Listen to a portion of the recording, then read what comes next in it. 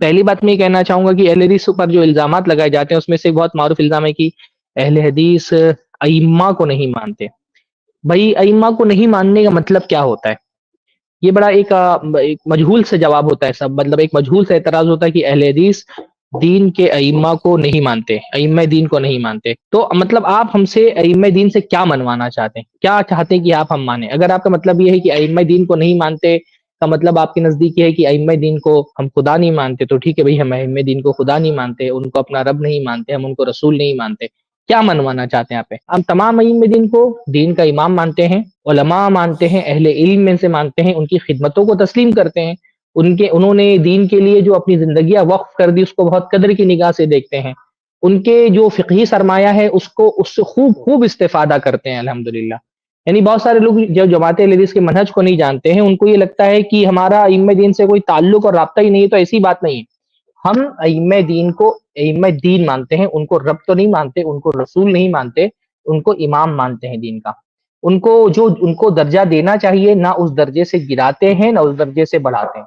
اہل حدیث منہج کا ایک بڑا خوبصورت پہلو یہ ہے کہ اہل حدیث کے منہج میں اعتدال ہے، وسطیت ہے. نہ ہم غلو کی طرف جاتے ہیں نہ تنقیص کی طرف جاتے ہیں. نہ تو ہم ائمہ دین کی شان میں اتنا غلو کر دیتے ہیں کہ بھائی ان کی تقلید کریں اور تقلید اس درجے پر پہنچا دیں ائمہ دین کی کہ اگر وہ کوئی بات قرآن و سنت کے خلاف بھی بولیں گے تو قرآن و سنت کی بات رد کر دی جائے گی، امام کی بات رد نہیں کی جا سکتی، جیسا کہ مقلدین کرتے ہیں. تو ہم ائمہ کو اس درجے میں بھی نہیں مانتے ہیں کہ رسول سے بھی اونچا مقام ان کا دے دیں، قرآن سے بھی اونچا ان کا مقام دے دیں، اور قرآن و سنت کے خلاف بھی ان کی بات آئے گی تو قرآن و سنت کی باتوں کو تسلیم نہیں کیا جائے گا، رد کر دیا جائے گا امام دین کے بات کے آگے. تو نہ ہم ائمہ کی شان میں اتنا غلو بھی نہیں کرتے ہیں، نہ اس قسم کی تنقید کرتے ہیں جیسا ہمارے یہاں پر منکرین حدیث کرتے ہیں کہ ان کے نزدیک ان ائمہ کی خدمات کی کوئی ویلیو ہی نہیں ہے، سب کچھ ان کے نزدیک زیرو ہے، اور سارا دین جو ہے وہ بس اپنے دماغ سے سمجھ لینا ہے. ائمہ دین کا فہم، ان کی محنتیں، ان کا جو علمی سرمایہ ہے، ان کا جو فقہی سرمایہ ہے، اس سے استفادہ ہی نہیں کرنا ہے، اس کی طرف دیکھنا ہی نہیں ہے، اس کو ایک کوڑا کر سمجھ کر کے سائڈ میں اٹھا کر کے رکھ دینا ہے. تو ہم ان دونوں قسم کے رویوں کی نفی کرتے ہیں. نہ تو ہم غلو میں اس درجے میں چلے جاتے ہیں کہ تقلیدی کرنا شروع کر دیں، نہ تنقیص میں اس درجے میں چلے جاتے ہیں کہ بس ان کو صفر کر دیں. ہم بیچ میں معاملہ رکھتے ہیں کہ بھائی ان کے فقہی اور علمی سرمایوں سے استفادہ کیا جائے، ان سے فائدہ اٹھایا جائے، لیکن ان کو بہرحال رسول کا مقام نہیں دینا ہے. ان کو وہ مقام نہیں دینا ہے کہ جیسے بہت سارے مقلدین نے کہا نا کہ ہر وہ آیت یا حدیث جو ہمارے امام کے خلاف آئے گی ہم یا تو اس کی تعویل کریں گے یا تو اس کو منسوخ قرار دے دیں گے، پر امام کی بات کے آگے قرآن و سنت کی بات تسلیم نہیں کریں گے. تو نہ اس غلو کے درجے پہ جانا ہے نہ تنقیص کے درجے پہ جانا ہے. امام کو ائمہ دین ہم سارے ائمہ کو مانتے ہیں الحمدللہ، بلکہ میرے بھائی اہل حدیث ہی تو ہے جو ائمہ کو مانتے ہیں. ہمارے مقلد بھائی ہم پر اعتراض کرتے ہیں کہ اہل حدیث اماموں کو نہیں مانتے ہیں.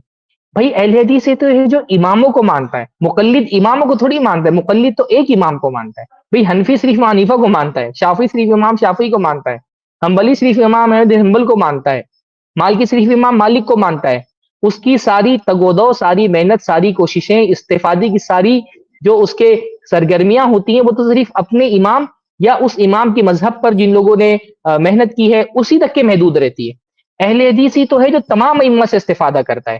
وہ امام شافعی کی بھی سنتا ہے، ان کے بارے میں بھی پڑھتا ہے، امام مالک کی بھی سنتا ہے، احمد بن حنبل بھی سنتا ہے، ابو حنیفہ بھی سنتا ہے، ان ائمہ کی بھی سنتا ہے جن کے مذاہب مدون نہیں ہو سکے. امام سفیان ثوری ہیں اور اسحاق راہوی ہیں اور سفیان ابن عیینہ ہیں، امام لیث ہیں اور دوسرے بہت سارے ائمہ ہیں جن کا فقہ مدون ہی نہیں ہو سکی.